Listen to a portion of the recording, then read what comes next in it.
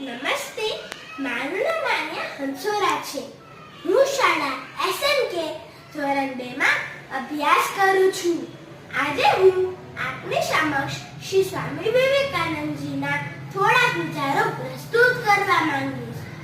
શ્રદ્ધા, શ્રદ્ધા, પોતાના પર શ્રદ્ધા, ઈશ્વર પર શ્રદ્ધા, આજ મહાનતાનું રહસ્ય છે.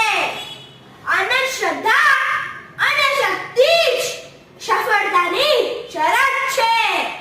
આગળ વધવા માટે સૌથી પહેલા પોતાનામાં શ્રદ્ધા હોવી જોઈએ અને ત્યાર પછી ભગવાનમાં.